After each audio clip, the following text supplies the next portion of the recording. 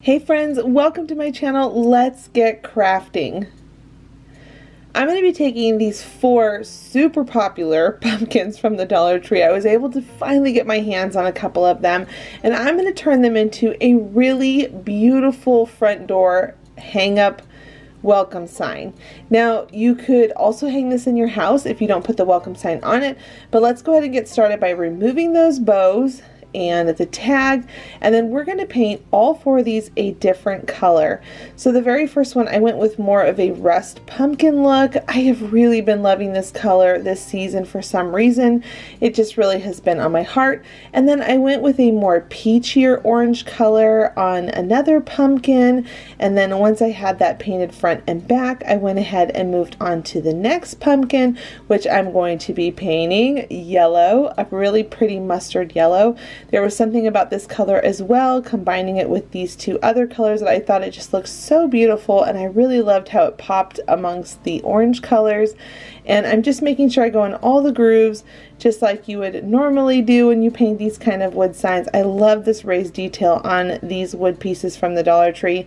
And then on the last one, I painted it white.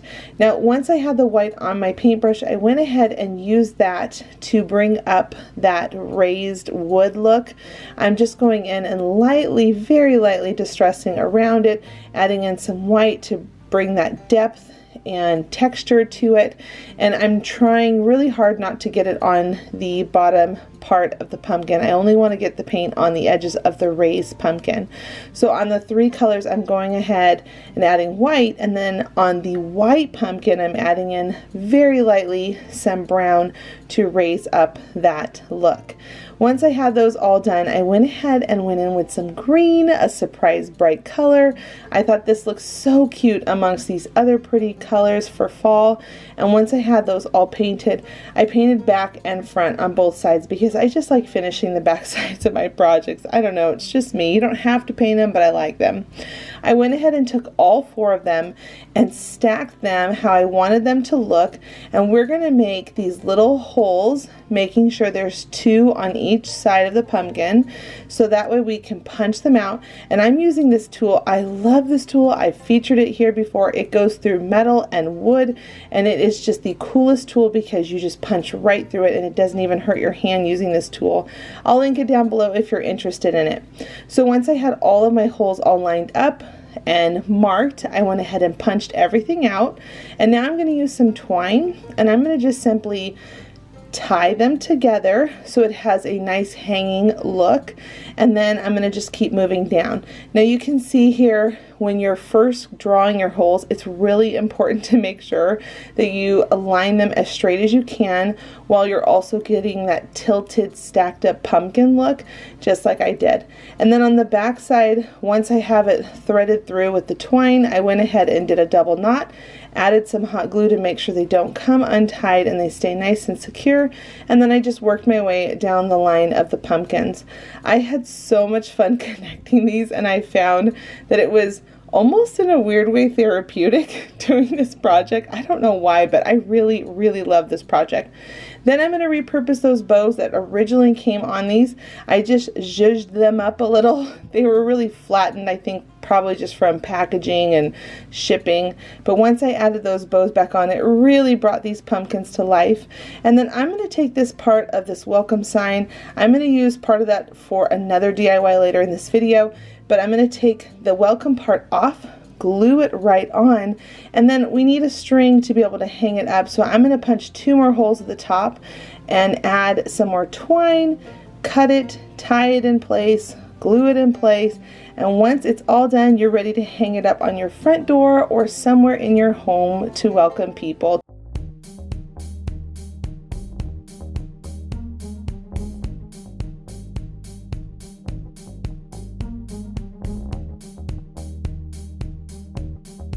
If you did not know, I host a monthly challenge called the DIY Challenge, and the next one is coming up on October 9th.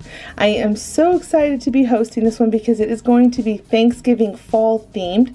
These are the rules if you want to play along. Leave a comment down below if you have any questions about it at all. For our next project, this is going to be more of a boho farmhouse fall look. I'm going to be taking these long wood signs. I love these because they are actually wood, and I'm going to be marking off different sizes, and I'm going to be using my miter box and cutting them all down. This is what they're going to look like. You're going to want them scaling all the way down. Now, I wanted to take a really quick second and give a shout out to this really talented teen here on YouTube. He is the real deal, friends. He takes cardboard and foam core and makes the coolest Star Wars costumes. I am not partnering with him. I just think teens like this deserve shout outs. Go over and check him out. He is trying to hit 5,000 before the end of the year, and I think he's so talented considering that he's making these costumes out of cardboard. Go check him out. Give him some love. I'm going to link him down below so you can get to his channel real easy. Alright, now once I had sanded everything down real quick, I went ahead and started painting. Now the reason why I am sanding it first is because I really want to make sure that the paint bonds well to these pieces, and we're going to be creating an ombre effect. I love ombre and I love doing it with paint. I think it is the coolest thing ever to do an ombre effect, and this is a boho fall farmhouse look to these. So I'm starting off with a really pretty rusty orange, and then I'm just going to keep adding in white and keep lessening the color. So you're going to see here that I'm doing 2 blocks in not the exact same scale down next size. I'm kind of jumping over a couple and making sure they're kind of staggered in size. I don't want them to be too close as I'm painting those 2 colors together.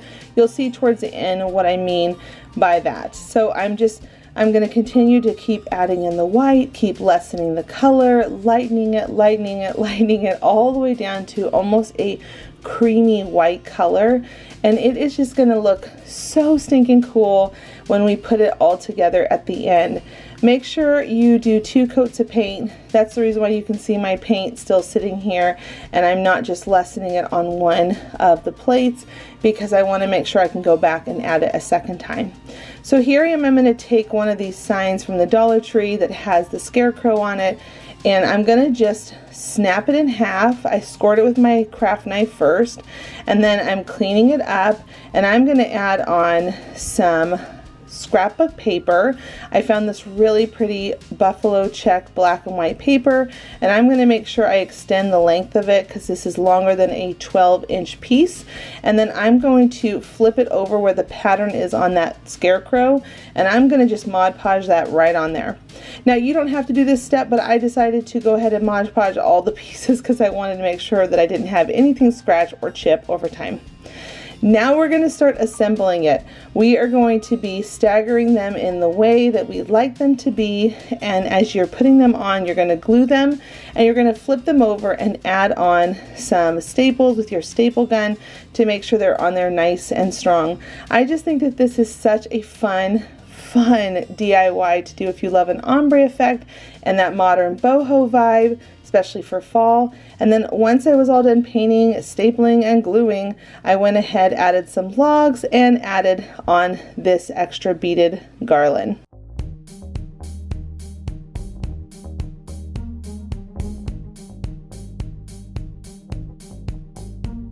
Here on my channel, I love to put together videos for you all, and if you didn't know, I have a few mega videos where I have combined a lot of my projects into one theme.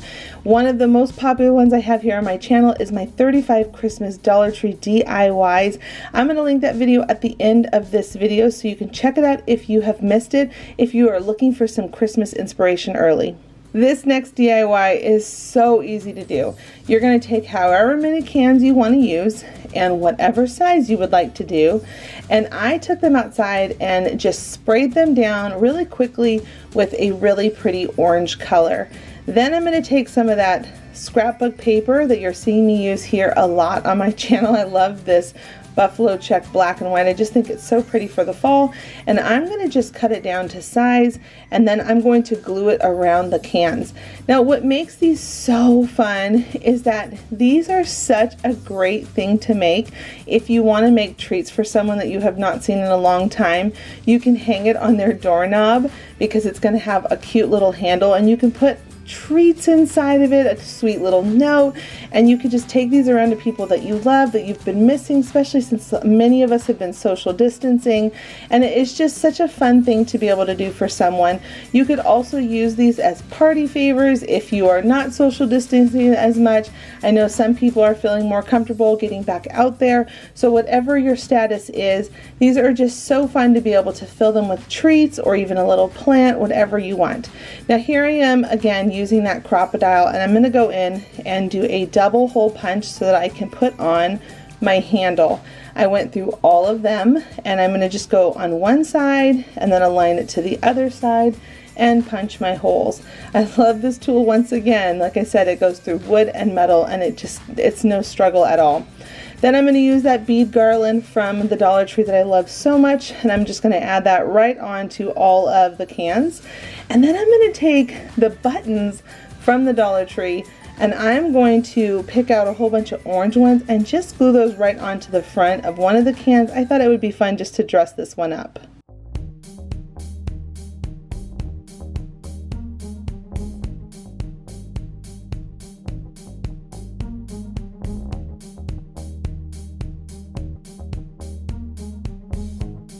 If you haven't already, please do give this video a thumbs up. It really does help out my channel. It lets me know that you like these DIYs that I've shared today, and it just keeps me motivated going here on my channel. For our next project, we are going to be using these 3 signs from the Dollar Tree, this hula skirt that I picked up during the summertime, and then this wood pumpkin. Now you could always use raffia that they have at the Dollar Tree, but I love these hula skirts because they don't have like pleat lines in them, and I really love that. Okay, what we're going to do is we're going to pop off the welcome sign, and then we're going to put 2 together. Use some painter sticks, popsicle sticks, whatever you want, but I'm going to use painter sticks. Glue them so that they sturdy up that seam line, and staple with your staple gun if you are using the painter sticks. And then we're going to take another one, snap it right in half, and we're going to create a upper part for the arms. Now if you can't tell, we are making a giant scarecrow to put on your front porch. Now I will say, I do have one regret about making this. I wish that I actually had doubled up the middle part where the stomach and the legs are. It's almost too thin. I wish I had maybe did 2 at the bottom, 2 at the top, and then the one split for the arms at the top. So that is my one regret. If you have a whole bunch of these scarecrow signs, you could go ahead and double them up, but if not, you only have 3, you can do it the way I did it, and it turns out just fine. Like I said, I wish that it was just a little bit thicker towards the bottom, and you'll see once it's all done at the end how it could look even better if I had doubled them up just a little bit more. So you can tell as I've been talking, I wrapped some fabric around the bottom part to create the denim, and then I'm going to wrap some fabric around the middle part for the shirt part, and now I'm adding on the sleeves, and I'm just taking it, flipping it around, cutting it, gluing on the sides, making sure everything is pulled nice and tight. And as I was making this, I started thinking, I felt like this almost had a Dolly Parton vibe to her. You'll see her hair at the end. It just reminds me of Dolly when she would wear pigtails back in the 70s. I don't know what it was about this, but I just kept thinking, oh, it's like my Dolly Parton scarecrow, which I thought that was pretty cute. So here I am. I'm just going to take my raffia, and I'm going to sneak that right on the back side, and I'm going to make sure I secure it all into place, and then to make sure it stays on there and doesn't have any issues, I'm going to take another little piece of fabric, and I'm just going to glue that right on there just to hold it all in place. And then I did it on the other side of the arm too, making sure that it was all nice and snug and secure. And then if anything is too long, I just trimmed it off and made sure it was the right length that I wanted for my scarecrow hand. And then if you missed it earlier on the fabric on the front side, I snipped it so I kind of frayed the edges just a little bit so it makes it look more like a scarecrow. Then up at the top, I'm going to go ahead and take some extra fabric. I had a square piece. I cut it right down the middle like a triangle, and I'm going to glue the triangle longest part down first, and then I'm going to pull it back, and then I'm going to just glue on the side. You can see here that I'm pulling it back and gluing it just right there to pin it down to make it look like it's a big collar on a shirt. And I'm going to take some buttons. I added 3 buttons on the front down by the collar, and then I'm going to take a little bit more of this raffia grass and I'm going to tuck it underneath to give it like it's popping out from the under part of the shirt as if it's stuffed with this hay or raffia. And then we're going to move on to the pumpkin's face. So first I painted it a really pretty creamy orange color, and then I'm coming in with some pink, and this is why I said it made me think of Dolly, and you'll see at the end with the hair, but I wanted to make it a girl scarecrow. I thought that would be really cute. So I made a smile, and I'm actually copying the same look that was on the original Scarecrow signs that came from the Dollar Tree. I thought it had the sweetest face that I'm just enlarging it on this pumpkin. So I did the rosy cheeks, the smile with the little X's on it, and then the eyes. I thought the eyes were so sweet. And then I'm also adding on the nose, just how they had it, like a little triangle. I went in with the darker color first, and then I came in with a lighter color because I wanted it to create almost like an outline on the nose so it really stood out on the other orange part of the face. Now I'm going to add some hot glue, and I'm going to stick that down on there. Make sure it's nice and secure. I forgot to show it, but I actually flipped it over on the back side and did a staple gun on that spot just to make sure it stayed on. And then now I'm taking the grass skirt, and you can see that I just slid it right off of the twine that it was on.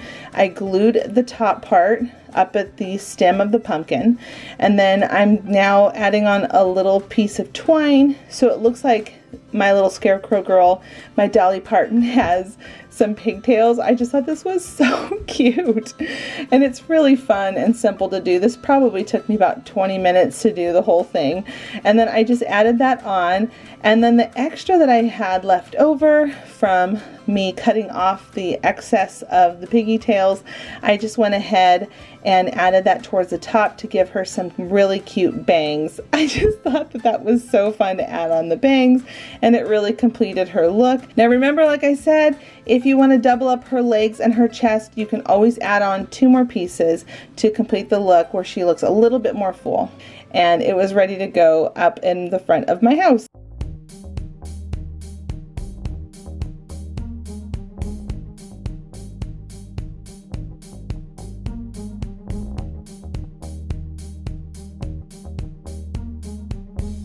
If you didn't know, I'm over on Instagram, and I would love for you to come over and say hi to me. I post over there daily and do lots of Insta stories. And I also host a weekly Wednesday challenge. It's called the Dollar Tree DIY Tour. It's with my friend Shayna, and we each encourage people to share a DIY that they've crafted throughout the week. It's super simple. It's just like a regular post. Message me over on Instagram and I can give you all of the info on it. This DIY is super simple. We're going to take this wood wreath and these berry stems from their floral section. They bring them out around the fall time, and I just love these. I saw a really expensive wreath that had berries just like this on it and thought, no way, I could totally make that so much cheaper. The wreath that I found was like 70, 80 bucks, and I'm going to make this for $12 using all of these berry florals from the Dollar Tree, and as well as this wreath I also picked up from the Dollar Tree.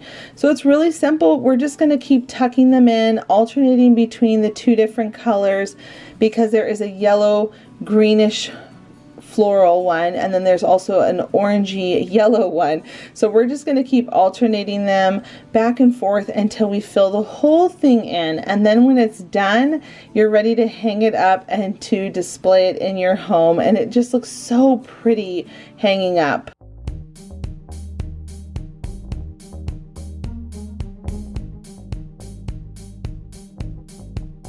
I I hope you enjoyed today's video and you feel inspired by these new DIYs.